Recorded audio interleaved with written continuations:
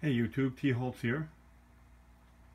We're taking a look here at my 29-gallon TV tank. Going to show how I do a water change on this tank. I do it once a week. Take about 10 gallons of water out. It presents some problems since it's in this TV cabinet here. Not a whole lot of room to work inside. I do it the old-fashioned way with buckets. I find on this tank, being that it's so low to the ground, the water comes out quicker if I just use small hoses and put it in buckets. This tank here had some jumpers, so I had to put a lid on the top of it. I usually don't have lids on my tank, but I had to on this one. As you can see, there's no room inside to put a hang on the back filter, and I didn't want a canister filter because this tank is in my living room, so I have this Fluval U3 internal filter, which presents some problems.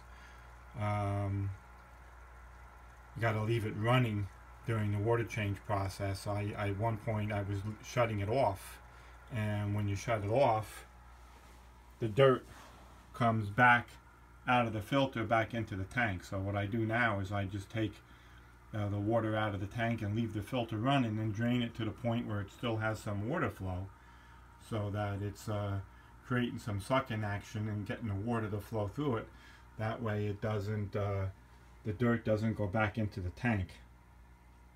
So we'll take a closer look at this tank later after the water change is done. But for now I'm going to start the water change. We'll pause the video and be back in a little while.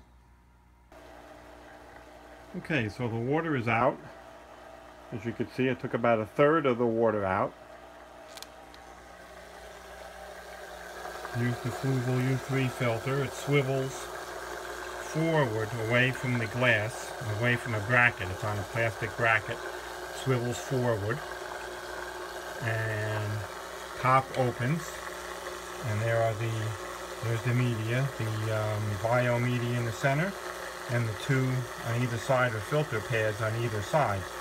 And before, when I had this filter off, when I used to do this, lift the filter material out, all the dirt would go back into the tank. But now that I leave it on, that doesn't happen. Take the second one out.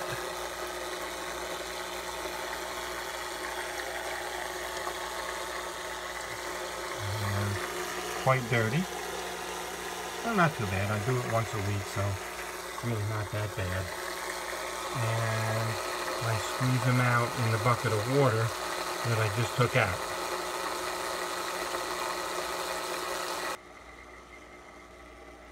Now this filter came with one of these pads in this plastic holder and a carbon filter pad. But I don't use carbon in my tank, so I bought extra pads. So I now have 2 of these pads in these in the holder, the media holder. I squeezed them out in the tank water, and back in the tank it goes, or in the filter it goes. Lid goes on, snaps on, filter goes back in place. There's a tiny bit of water flow coming out of it still, not a whole lot, but that little bit of flow prevents it from the motor running dry and from the dirt going back into the tank. And I clean the glass, of course. Time to fill it back up. Okay, filling it back up. Got my Aqueon water changer hooked up to the sink. Match the temperature, of course. Put in some Prime. Since the water's not aged, it's coming right out of the tap and back in the tank again. There's the filter running again as the level of water goes up. Quite a bit of flow does come out of this filter, although I do use this small power head to try to distribute, get some more flow. to get the water to flow around. I was having a problem with some algae, so I thought maybe a power head would mix up the water a little bit and prevent the algae from growing. Didn't really do that, but right now everything's going okay in this tank. We're going to stir up the water an awful lot here doing this water change. But things do go pretty well in here. Very limited algae. I got rid of my black beard algae, my cyanobacteria BGA algae problem that I had. And these plants are growing real well. Could use a few more fish, but that'll be coming. A view from the top here as it fills up. And it's just about filled. Be back in a second.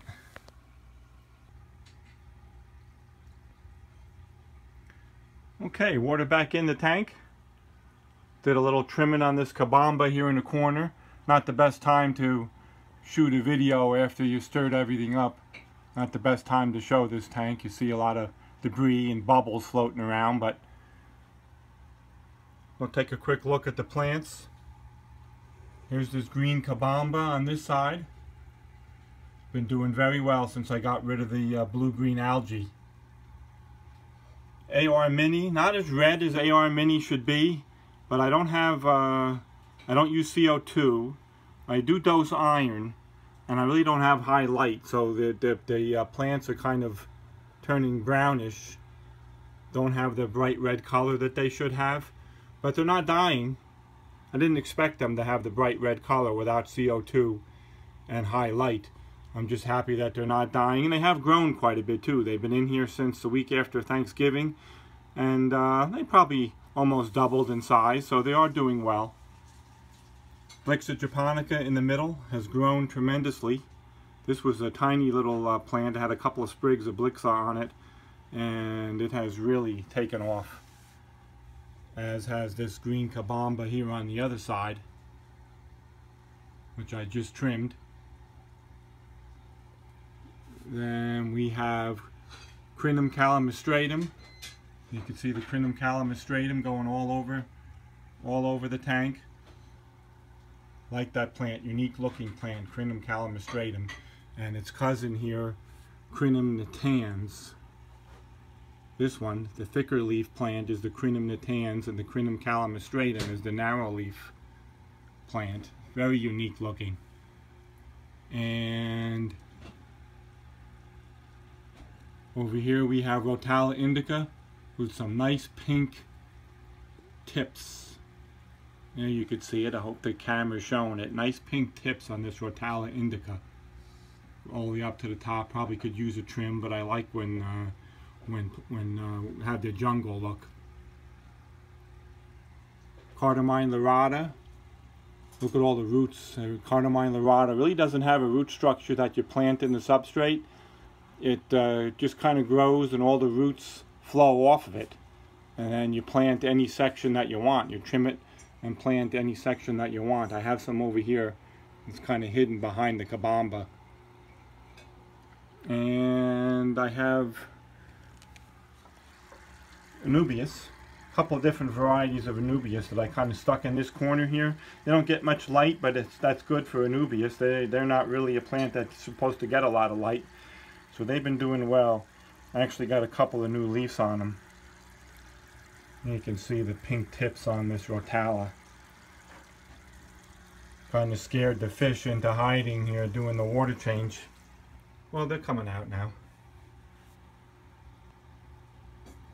Threadfin rainbows. Look at the threadfin rainbows, how they flick their upper and lower fins. Wish I would have got more. There's the male threadfin rainbow. You see him flicking his fins. Wish I would have gotten more of them. They're very active fish, and look at the finnage going up and down as they swim around and court the two females that I have in this tank. Penguin tetras, red-eye tetras. I have a couple catfish, don't see them very often. Banded catfish, they're always hiding. And there are two German blue rams. Right now that was just a male that went in, hiding behind a plant somewhere.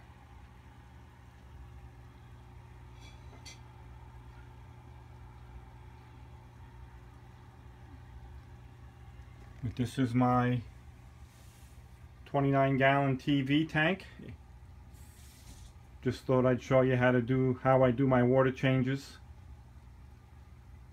Hope you enjoyed. Thanks for watching.